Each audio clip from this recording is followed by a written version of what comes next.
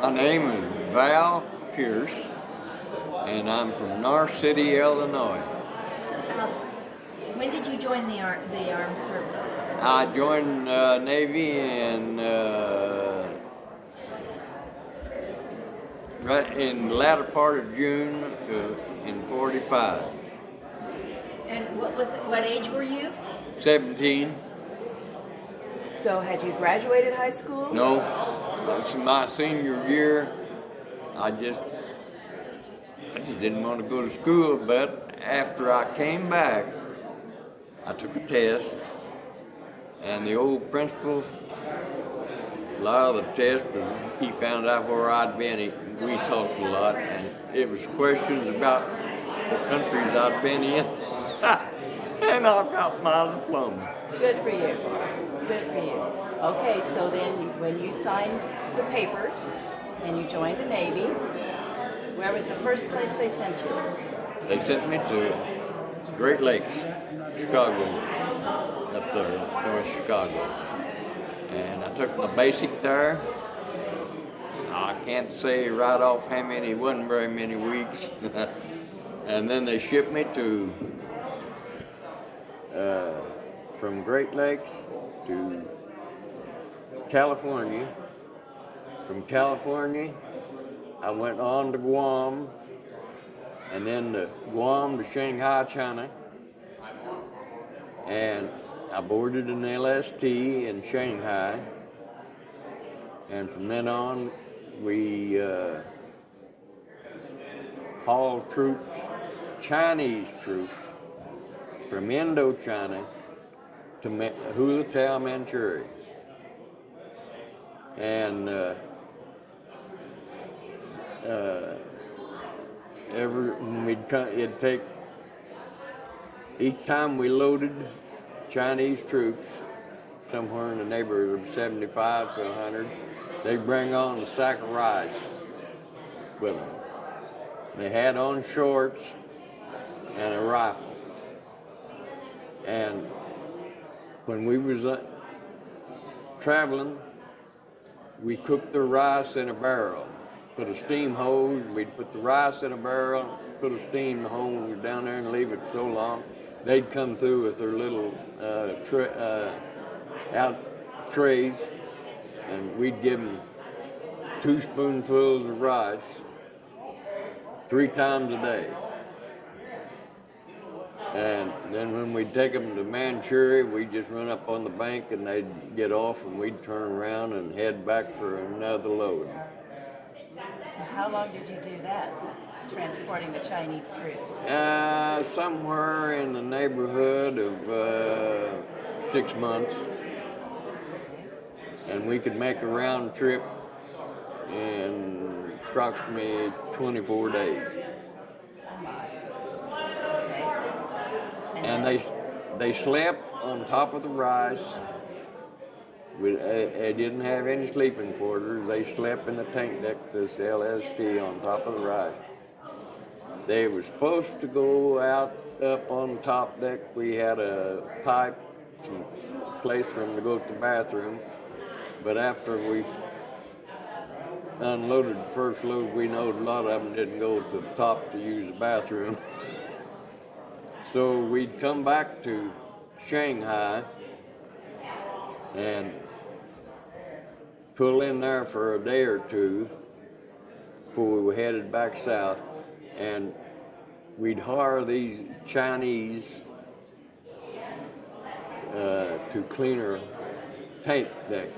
The odd part, this LST, before I had went on it, had went to Australia, picked up a load of corned beef hash, canned in 1936, and there it was, 46.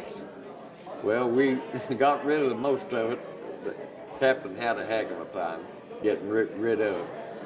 But we'd give each Chinese worker that he worked today to clean the deck, the lower deck, we'd give him a can of corned beef hash, and that was that man had a smile from ear to ear. Shanghai, you'd go out on the streets, people laying everywhere. 2 times a day, a truck could come through. If you was laying on the sidewalk, they'd nudge you with their foot. If you didn't holler, make a sound, they'd pick you up and throw you in the truck. And there was just millions of people in Shanghai. Our captain already told us that we had 2 dogs on board as pets. And they was pets. You can imagine what 2 dogs with all them sailors. He said, don't let them off. They would, any time they could grab a dog, they'd grab a dog to go eat. So I growed up quite a bit in my year of 17. I'd come off of an old farm, just. So you worked on the family farm Yeah. while going through school. And how long went to a place like that, and I'll tell you, it was an eye-opening. I'll bet. At that age, I'll bet it was. How But- long were you in the Navy? I was in the Navy just a little over a year. They decommissioned our LST, sent me back to the States, put me on the USS Rocky Mountain. And it was in the process of decommissioning. And when it decommissioned, they turned me out. Turned you out, and then you went where? Then I came back home, and in 1950, I joined the Army. And ended up in Germany. And I was in a reconnaissance outfit. And we toured the border of southern Germany and around next to in the mountains there for a whole year.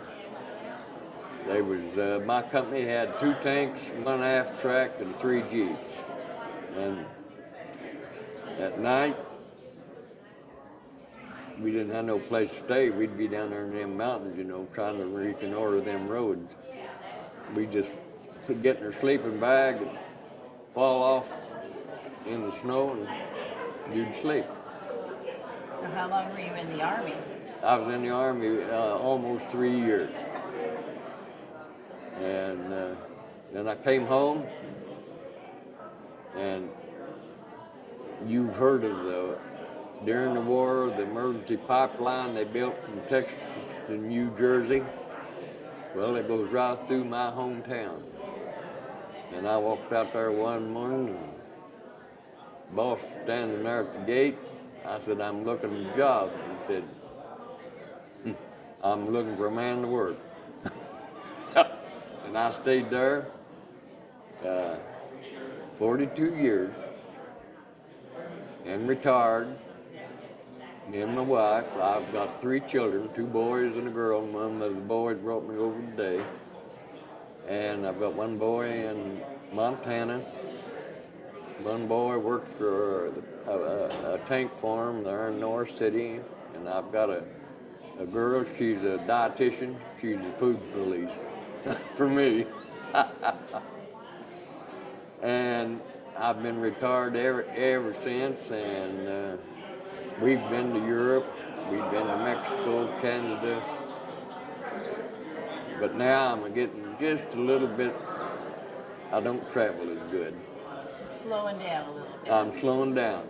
I've got a farm, a 160-acre farm, and I rent the ground out, but I bush hogged, and I had cattle up until 2 years ago, and I've been out cutting with my tractor. I've got a tractor and bush hogging some implements, and I still go out there and keep what ground that I've not got in crops.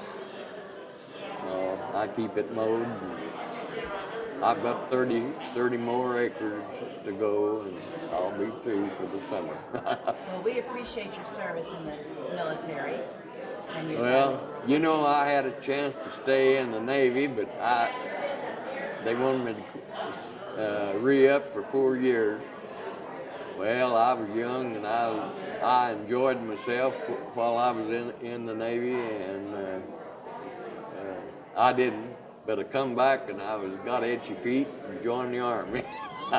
And I wished I'd still in the Navy after the Army.